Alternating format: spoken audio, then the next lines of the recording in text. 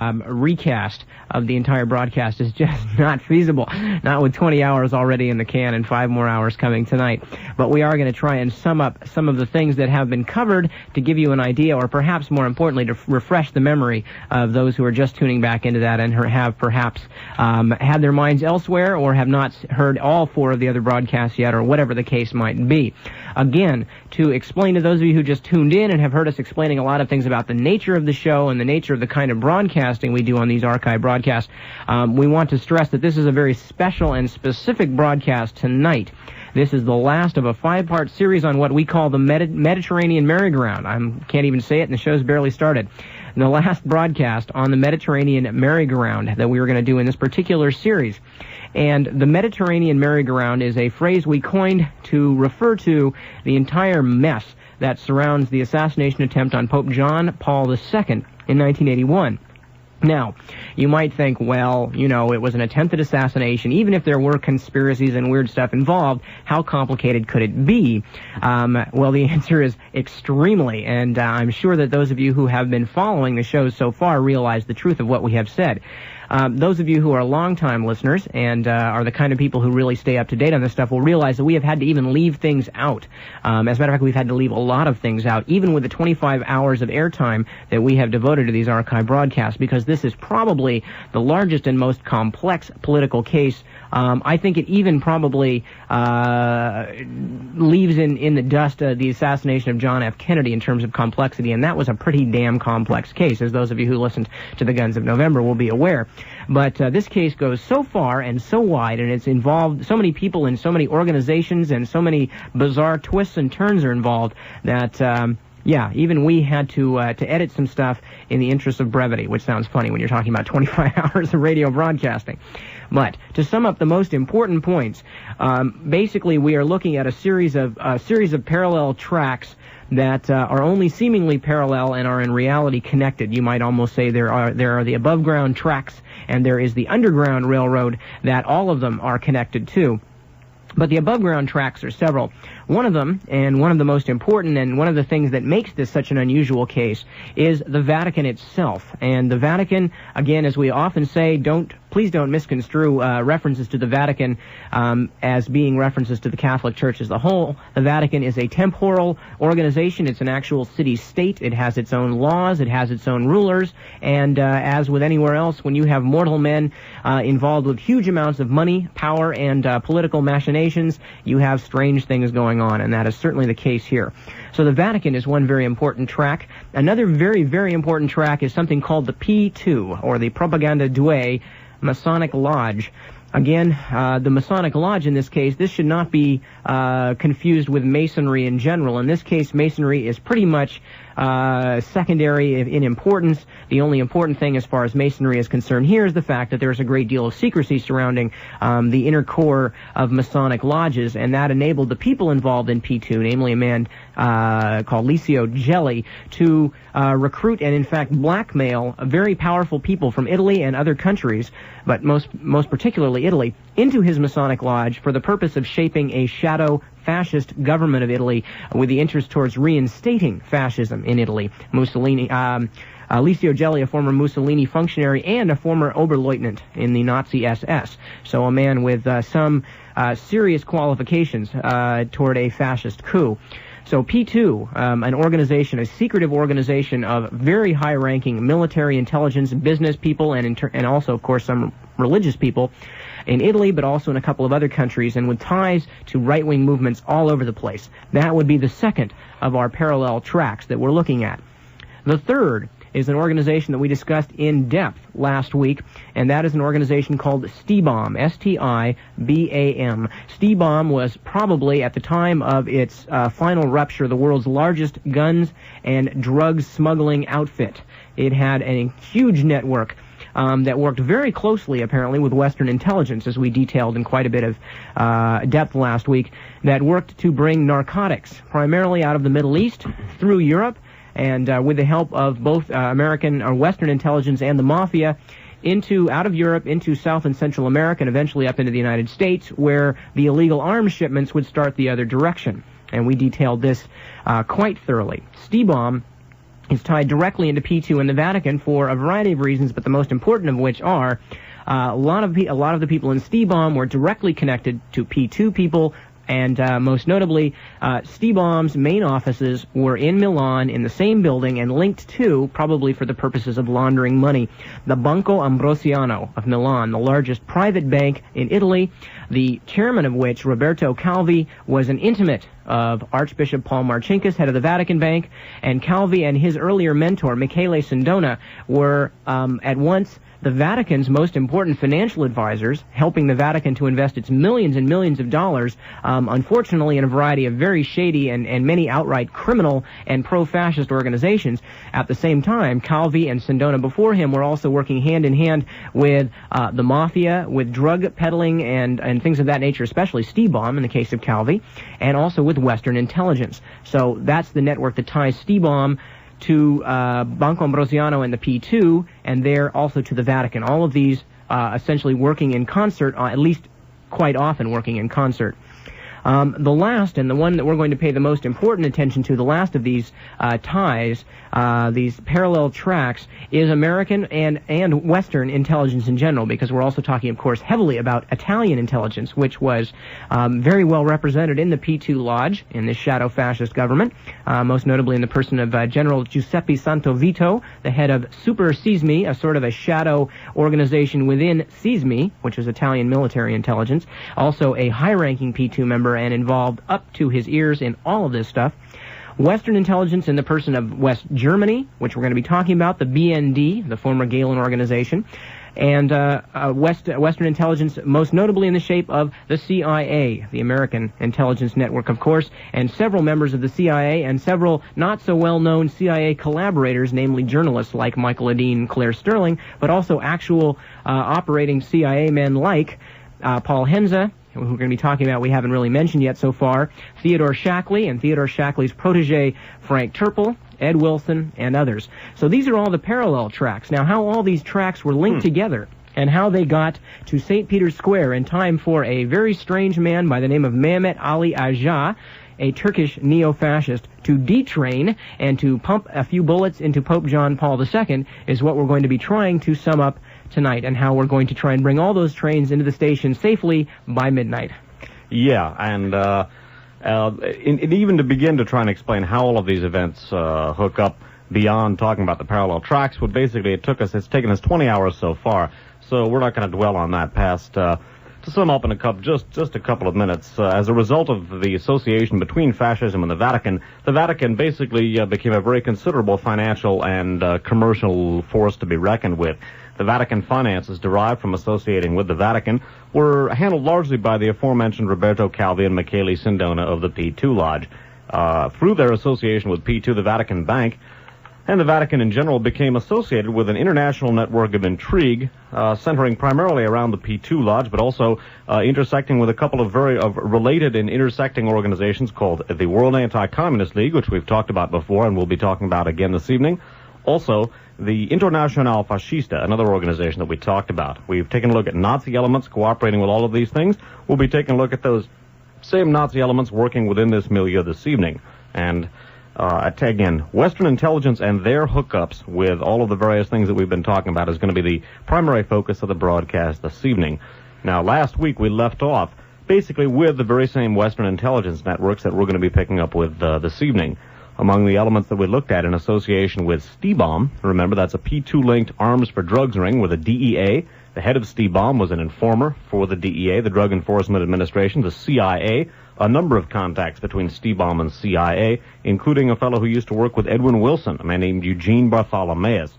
Wilson, of course, is the associate of Frank Turple. We'll be coming back to Turple tonight. Also, a man named Glauco Partel, who worked for the National Security Agency. Partel had contacts with all kinds of individuals, including, among others, the National Security Establishment of the United States, a former Nazi security chief in Rome, and a bunch of other people. Glauco Partel working for the National Security Agency, a missile expert working for Stiebaum. Also, a key name to remember, two key names to remember from the broadcast last time, which might serve as a good place to pick up with this evening. One of them was a man named Bekir Çelenk. Bekir Çelenk was a key member of Stiebaum, according to most accounts, one of the three most important people in it, and Bakir Chalenk was also the paymaster for the plot to shoot the Pope, according to Mehmet Ali Ajah. Another key name is Carlo Palermo. Carlo Palermo was the judge who was investigating Stiebaum, and at the end of the broadcast last week, we took a look at the Pope shooting investigation. As the trial of the Bulgarians got underway, Judge Palermo was almost killed by the explosion of a large car bomb. His escape was fortunate. He almost wound up being added to a long casualty list of judges and judges' relatives that have crossed the P2 nexus in one manner or another. We're going to take a look at yet another of those judicial casualties, I guess you could say, this evening. And also Bakir Chalenk, as a month before the Italian magistrates were going to travel to Turkey to interview Bakir Chalenk in his Turkish prison. Bakir Chalenk died of an apparent heart attack. Henry Arsan, the head of Stiebaum, also died in prison. And contemplating not only the prison deaths of Bakir Chalenk, the prison death of Henry Arsan, also of Michele Sindona of P2, and a great many other people, that's one of the things that should be kept in mind this evening, because Mehmet Ali Ajah wound up staying in prison for a long time, I guess you could say, at the disposal of, and it might have been just exactly that, of the very same P2-linked security services in whose prisons so many of these deaths have taken place. It should be also mentioned that not only did Mehmet Ali Ajah, and not only has Mehmet Ali Ajah lasted some 5 years in prison while others were dropping like flies in other cells, but Mehmet Ali Ajah has lasted 5 years in prison with perhaps the most bizarre collection of people trooping in and out of his cells that you have ever seen, including Sicilian Mafia, Neapolitan Camorra members, well, Sicilian Mafia folk too, probably, American and Italian Secret Service people, just all kinds of folks have been walking in and out of Ajah's cells, and so far he has managed to escape the fatal poisoning of Michele Sindona, the heart attacks of Chalenk and Arsan and others. He hasn't fallen out of any buildings like some of the unfortunate associates of Roberto Calvi. He hasn't wound up swinging on the end of a rope like Calvi himself. So far, Mehmet Ali Ajah, considering that he is at the center of one of the pivotal cases of the century, politically, has done awfully well. You might remember that Lee Harvey Oswald, protesting his innocence all the way, it also did not make it very long in the Dallas jail. And that Jack Ruby, in another case, similar in the same case, also wound up dying of cancer in his imprisoned state. So we have to ask, just in a general sense, as people who've been studying these kinds of things, what is it that Mehmet Ali Ajah has been doing that has kept him alive so long when others, with all their money and all their power, were not able to make the same claim for very long? Now, one of the most important things about the Bulgarian thesis, and we're going to examine the Bulgarian thesis in some depth tonight, but the most important thing to realize is that the Bulgarian thesis, created as it was apparently by people with direct ties to Western intelligence, is a very specific weapon. The Bulgarian thesis is a weapon that was designed taking very small bits of truth that were established or were hard to ignore, let's put it that way, and shaping these with a whole lot of lies as a weapon pointed at the Soviet Union, but even more importantly than the Soviet Union, pointed at world détente. Okay, it was a weapon that apparently was designed to destroy détente for a variety of reasons. We're going to look at those later on. But now the thing to look at, and the most important thing to take out of the first 4 broadcasts tonight, as you go into this 5th broadcast with us, is to realize that P2, of which many of the folks involved with the Pope and with some of the things that the Pope's predecessor was apparently killed or certainly died mysteriously before he could investigate. P2 people also involved in very strange ways with Pope John Paul II. The P2 is an expressly fascist organization. All the bankers that are involved with the Vatican Bank were expressly fascist and were using the Vatican Bank money to prop up expressly fascist governments in South and Central America, as well as to aid in the shipping of guns and drugs, also to profit these fascist organizations. And also, we've got Stiebaum, another organization that's made up of Western intelligence and fascists, and is also using its clout for expressly fascist purposes. So now all of these organizations, which all connect into the attempted assassination, are expressly right-wing organizations. And yet somewhere, out of nowhere, comes the Bulgarian theory that says that Pope John Paul II was shot by leftists to try and destabilize the attempt by the Soviet Union to keep peace in Poland, the other way around, that he was shot to enable the Soviet Union to keep peace in Poland. We will examine the possibility of this being true as we go along tonight. But so the main thing to take out of the first 4 broadcasts for tonight's purpose is that everything so far that is tied into the assassination attempt on the Pope is either directly by or paid for by expressly pro-fascist organizations, all the way down the line. Okay, we are going to start. And we are going to start tonight with a long article that was originally presented in Europeo magazine, EUROPEO, of August 17th, 1985. Research credit for this magazine goes to Ted Rubenstein, a researcher that we work with quite a bit, who's provided us with some really fine material. And it was translated by one of our listeners. And it's headlined, "The Aja Case, an Alternate Truth About the Attempt on the Pope's Life." The subheading is, "And on the 6th day, the Sismi," that's, remember, is Italian military intelligence, "pointed toward the Bulgarian Trail." There is one story as told by the Turkish terrorist, and there is a second one. It starts with the arrival in Rome of an ex-CIA agent. It culminates with a report from our, meaning the Italian, Secret Service. That version anticipates Aja's version by 1 year. It is February the 3rd, 1981. At 11 a.m., a TWA flight originating in New York arrives at the Rome airport Fiumicino with a distinguished gentleman aboard. His height approximately 1.7 meters, regular build, reddish hair, no mustache or beard, apparently about 55 years old. This is the description made by an officer of the Italian Secret Service. That distinguished gentleman is Theodore Shackley, a very well-known person. A person very well known by people working for the American counterespionage because he had once commanded one of the most delicate CIA sections, the one called Clandestine Operations. Shackley did not come to Rome on a pleasure visit, but to meet the directing officers of the Italian security services. The officer that offers him help at customs is executing an order from his boss, General Giuseppe Santavito. Just cut in to say, again, Giuseppe Santavito, very important P2 member, very tight to all of the people we've been talking about so far, and himself the head of the Super Sismi, the parallel Italian military intelligence organization that was working hand-in-hand with P2. From the airport, General Santavito's helper brings Shackley to the Excelsior Hotel in Rome. The trip is made in a Mercedes with civilian license plates. Shackley will stay in the hotel 5 days. This is the beginning of close cooperation between the CIA expert in, quote, clandestine operations and our military secret service, the Sismi. The very same Sismi is today found involved in the obscure and complex story of the attempt on the life of John Paul II. You might ask, what has Shackley got to do with the attempt on the Pope's life? In order to understand this, we need to jump forward 1 year. It is now January the 6th, 1982.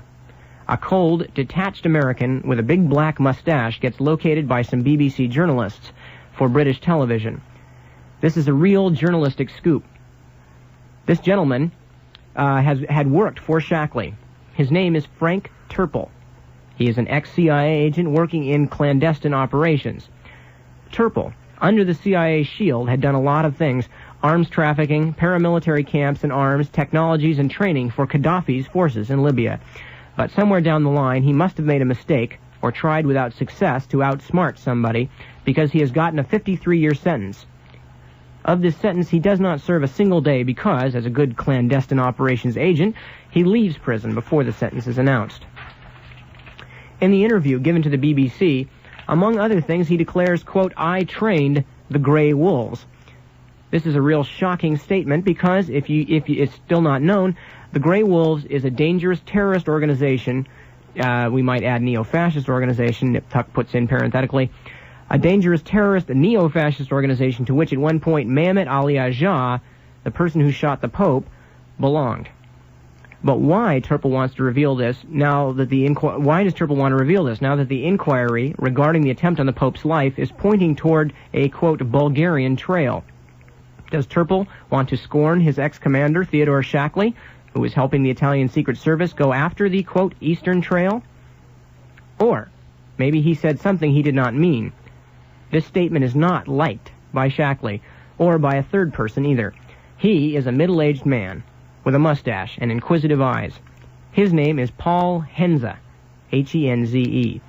Henze is also well known by the people of the American Counterintelligence Service, and not by them only. He has also been a member of the National Security Council, taking direct orders from the White House. For a number of years, Henze had lived in Turkey. Yes, in the same country as Ajah, where he worked as a director of the local CIA installation. As a consequence of this assignment, he should know a lot of things about the Grey Wolves, at least on an informative level. Paul Henze surely does not appreciate Turpel's television exhibition. Only a few months before the interview, an article had appeared on the American periodical Atlantic Community. In it, for the first time, the Soviets and the Soviet Secret Service, the KGB, are accused of providing Ajah with the training and the weapon. The article was signed by Paul Henze. Well, what sense does that accusation make, especially if we consider the fact that the person who makes it has been the CIA director in Ankara for many years? Okay, just to go back to very quickly recapitulate some of the most important points before Dave continues with the article. Okay, according to this Europeo article, on February of 1981, 11 a.m., well, the time is not so important, Theodore Shackley arrives in Rome to meet with General Giuseppe Santavito. As we are later going to find out, or as we have found out actually already in previous shows, Giuseppe Santavito is going to be taking the fall for a lot of the activities of P2. Expressly, as mentioned before, pro-fascist activities on behalf of P2, having to do with, among other things, the manipulation of the Italian political scene illegally, the promulgation of disinformation, and the attempt to spread fascism. Okay, so Theodore Shackley, former CIA director of clandestine operations, comes to meet with General Giuseppe Santavito. A year later, Frank Turpel, being interviewed by the BBC, says, "I am the man who trained Mehmet Ali Ajah." Now, Frank Turpel is a former employee, or a former subordinate of Theodore Shackley. At the same time, we have Paul Henze, the man who was the former CIA station chief in Ankara, Turkey, where, again, as pointed out, since Mehmet Ali Ajah first burst onto the international scene by shooting a very prominent liberal newspaper editor, Abdi Peki, he certainly knows who Mehmet Ali Ajah is, and he certainly knows who the Grey Wolves are. Now, so we have the quote-unquote former CIA man, Frank Turpel, training the Grey Wolves, or claiming to. We have his former boss in just about the time of the attempted assassination of the Pope, meeting with General Giuseppe Santavito, head of the corrupt Italian Secret Service, which is linked with all the other strange activities that the Vatican is tied into. And then we have Paul Henze, the former head of CIA station in Turkey, and bear in mind that, as we're going to see later in some detail, the CIA in Turkey has worked very closely with the Grey Wolves. We have Paul Henze writing the first installment of the, quote, Bulgarians tried to kill the Pope theory, unquote. Now remember that Theodore Shackley was Frank Turpel's, or one of his control agents, when Turpel and Shackley were still working for CIA. After Shackley, we looked at that, by the way, in Radio Free America number 4, our program about Turpel and Wilson. Now, after his formal retirement from the Secret Service, Shackley went into one, among other things, began to work for a series of corporate fronts set up by Edwin Wilson, who also worked with Frank Turpel in training and arming, among others, Muammar Gaddafi. We looked at Gaddafi's connections with the whole P2 nexus last time. So Shackley is working with Santavito of P2. Shackley is Turpel's control and goes to work for some of the Wilson-controlled corporate fronts after his alleged retirement from CIA, just like Frank Turpel. Continuing now with Europeo from August 17, 1985. The American political scientists are not a bit surprised, talking about, in reference here to Paul Henze's having written the book blaming the Bulgarians for shooting the Pope. The American political scientists are not a bit surprised. They know that Henze belongs to a far-right organization that has three precise objectives: the end of a peaceful coexistence, the consecration of Moscow as the international terrorism capital, and a renewed military buildup. By the way, interrupting that organization is the Committee on the Present Danger. But if the statements that Turpel had given to the BBC were true, how can Henze's accusation stand up, considering the fact that the Turkish Secret Service knew about the Grey Wolves, and notoriously that they are closer to the CIA than to the Secret Service, the Soviet Secret Service? Henze's article appears in Atlantic Community in November of 1981. A few weeks later, of course it is a simple coincidence, Ajah begins a hunger strike. Do you remember what he had said in July when he was given a life sentence? Quote, "If things don't change, I will begin a hunger strike starting December 20th. Unquote. Those were his exact words, interpreted as a precise message to his accomplices as yet unknown. As threatened, on December 20th, he refuses to eat. Not only that, he tries to set his cell on fire in order to get public attention. One curious detail, in the adjoining cell is an American Marine, Michael Cox, arrested in Naples a few days earlier. A few days later, on December 29th, 2 Secret Service agents come to the Ascoli Piceno prison. They talk to Aja. He suspends the strike and toasts to the new year. What did the agents promise him? We're going to come back to that. Surely our Secret Service knows many things about Mehmet Ali Aja. All we need to do is to read the report that the Sismi sent to the Roman magistrates right after the attempt. All of his life, friends, trips, and meetings are recorded and documented. But there is something wrong with the report. What the report is trying to do is to hide a certain truth and to put a lie into evidence. The truth is that Aja is a real gray wolf, and that is not appreciated by the Sismi. The lie consists of a certain friendship with leftist people and organizations. That part is liked by our Secret Service. Let's read the report together. By the way, this report is, again, from a few days after the attempt on the Pope's life. Quote, Aja has had contacts with a still unknown leftist militant right before the attempt on the Pope's life, unquote. And the report continues, quote, this contact was made because of an ideological fracture within the movement he belonged to. And still later, Aja has obtained in Perugia, thanks to a local element, help and protection from the leftist Turk students. They were fully aware of his real identity, unquote. Now you could ask yourself, why is the Sismi trying to create a path going to the left? Is it the same assigned path, unquote, so widely used after the Piazza Fontana massacre? Or is it something different? If we want to try to give an answer, we need to read a second report. Again, it is a Sismi report, and it is dated May 14th, 1981, exactly 24 hours after the shooting of the Pope. This one is not about Aja, but about the probable contact between Vatican and Soviet representatives, unquote. This topic is completely foreign to the attempt on John Paul II and brings up an obvious question. Why are our secret services investigating the matter during the days in which the Pope is fighting for his own life in a hospital bed? We read from a report filed a few weeks before the attempt. Quote, the relative social peace in Poland after the clash between the Solidarity Union and the government has caused the Italian press to publish information that suggests a hypothesis according to which the Soviet Union has given assurances to the Pope that no forces coming from Russia or any other Warsaw Pact country will set foot in Poland. It is possible that even for a moment, the Pope and the Eastern Bloc can get along? Obviously, the Sismi does not think so. But, and this is bad news, quote, the Apostolic See does not deny it, and, quote, we can also start to believe that an approaching process is developing between the Vatican and the Soviet Union. The common points of view are the disarmament of the world and peaceful coexistence. Both sides agree that the American administration is trying to create a new Cold War. Our Secret Service throws accusations at the Soviets. According to the Sismi, it is they that have convinced the Italian press of the good relations between the Vatican and the East. Also according to them, that was accomplished, quote, by a disinformation campaign. This information that has been made public in reality has no foundation in fact, unquote. They're talking now about the Italian press assertions that the Soviets and the Vatican were drawing together. Continuing here. Actually, the press had given prominence to certain initiatives of Pope John Paul II. For the first time, a high prelate had gone to the Kremlin and had been received by Vladimir Zagladin, Z-A-G-L-A-D-I-N, a high party official. He had words of praise for the Pope. Quote, the Pope says that we must stop the arms race. We agree, unquote. Secretary of State Agostino Casaroli had flown to Warsaw and one other time to Budapest to discuss the Polish problems and solidarity. Monsignor Achille Silvestrini has had a meeting in Rome with Zagladin. Can we call all of this a campaign of Soviet disinformation, unquote? Sarcastically, a Soviet political commentator for the Novosti Agency, Vladimir Katin, or Katin, K-A-T-I-N, lists as knots, unquote, according to American policies, certain Vatican points of view. Basically, there are 4 of them. First, the Pope is against the arms race begun by Ronald Reagan. Second, the PLO must be included in peace talks in the Middle East. Third, the Pope is against the Israeli annexation of the Arab part of Jerusalem. Fourth, the Pope had received the president of the Salvadorian Democratic Front.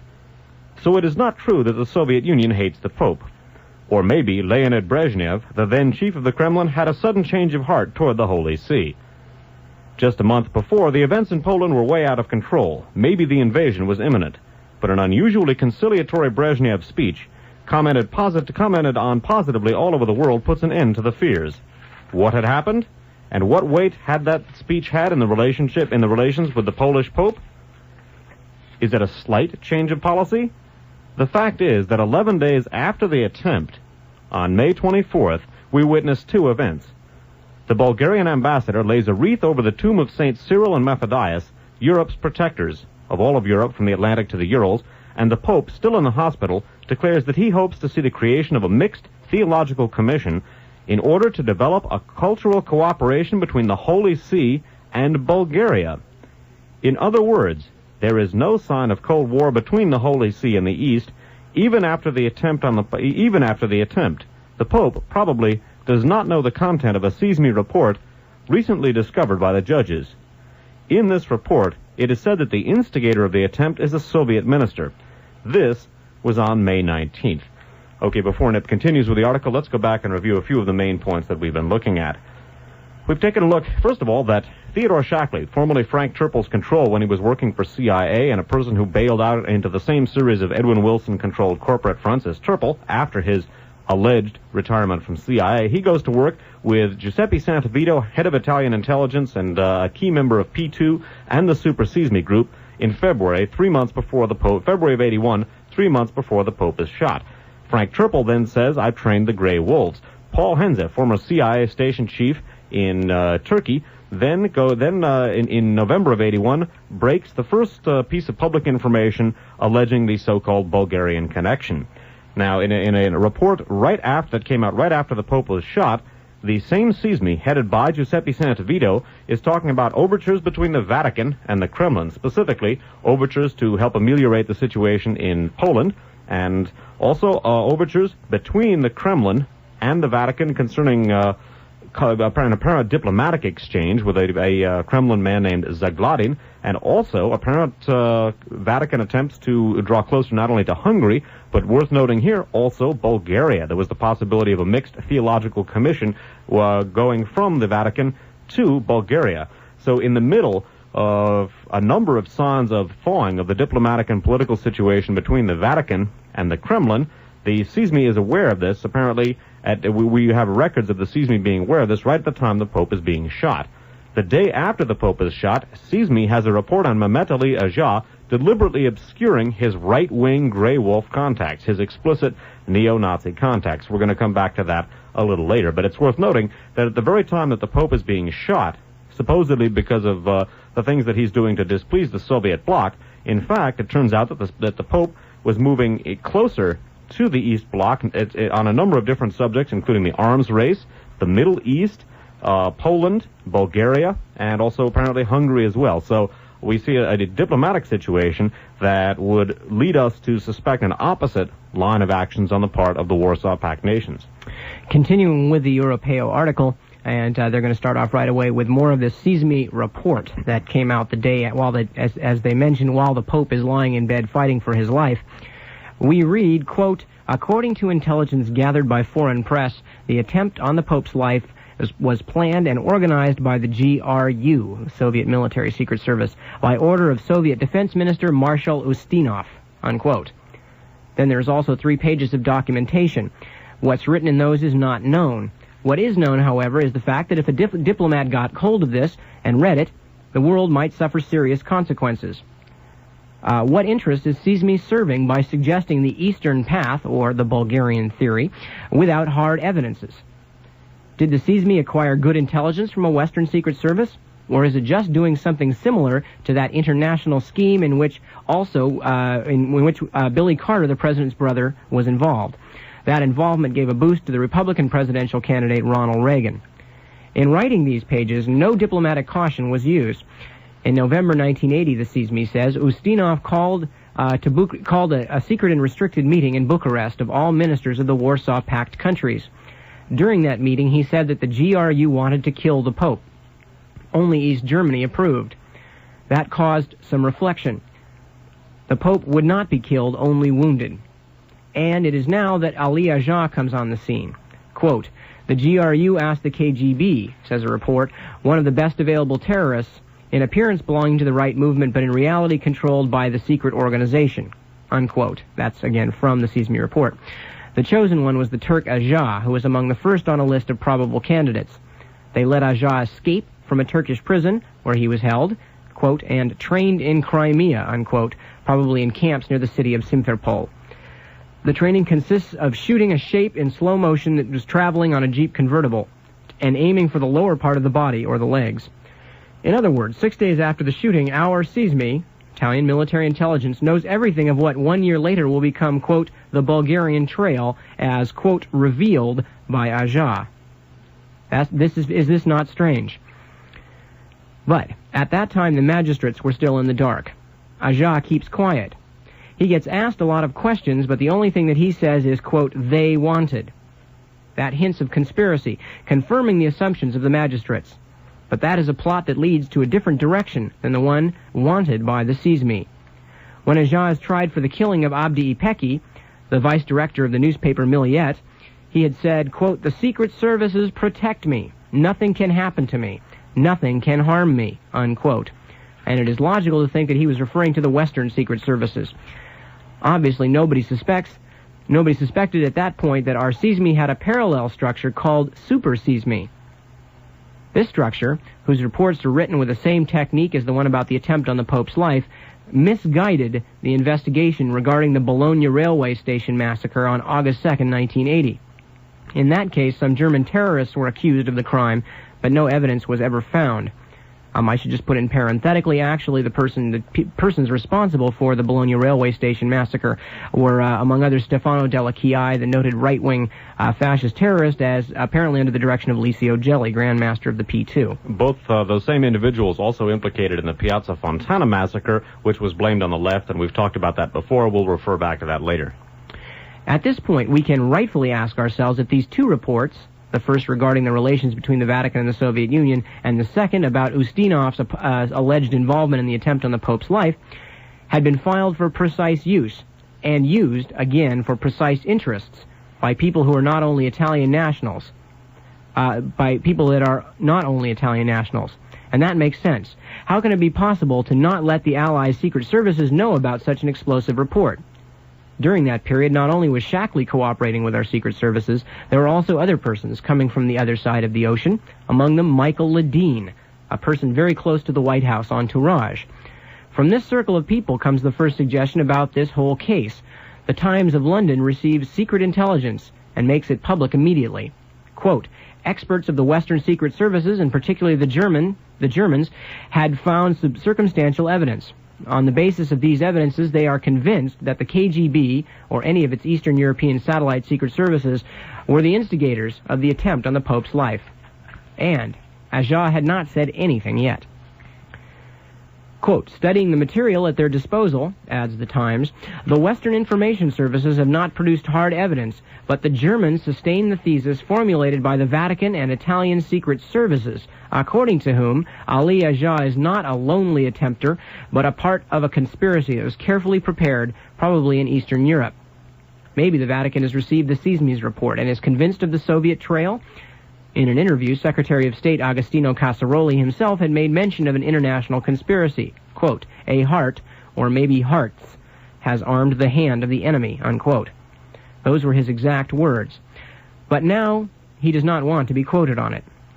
So it does not confirm the London Times statements. Quote, the Holy See has never formulated hypotheses about involvement of any organization or country who could be indicated as an organizer or inspiration of the attempt on John Paul II. Aja, in the Ascoli Piceno prison, is still silent. He seems like he is playing a role. He promises a hunger strike and keeps his word. He promises to talk, and he will, indicating the Eastern Trail and making the CISMI's informers, and Paul Henze look very good. Henze himself, as soon as Aja starts talking, affirms that the attempt on the Pope's life is, quote, Moscow's Watergate, as well as Yuri Andropov's. After being the first one to accuse the Soviets, he is now worried that this bomb is still not powerful enough to make any damage to the Kremlin's leaders. So, he takes on the Western leaders. He warns them, quote, if they will watch the other side, he writes, if they will not investigate thoroughly, and if they try to salvage the diplomatic relations, Andropov will overcome this difficult moment, and nobody in Moscow will be able to challenge him, unquote.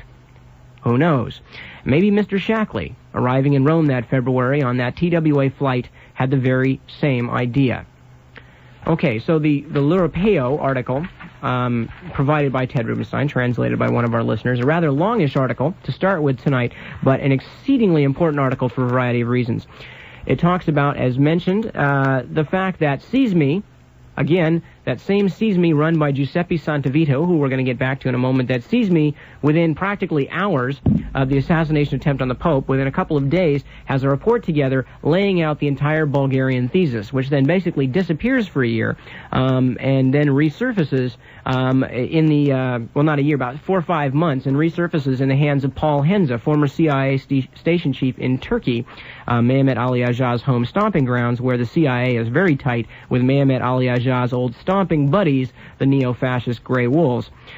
3 months before the assassination attempt on the Pope, Theodore Shackley, the former boss of the man who trained Mehmet Ali Agha and the Grey Wolves, has arrived in Rome to meet with General Giuseppe Santavito, high-ranking P2 member, and also the head of the Italian Super Seize Me, the secret intelligence network.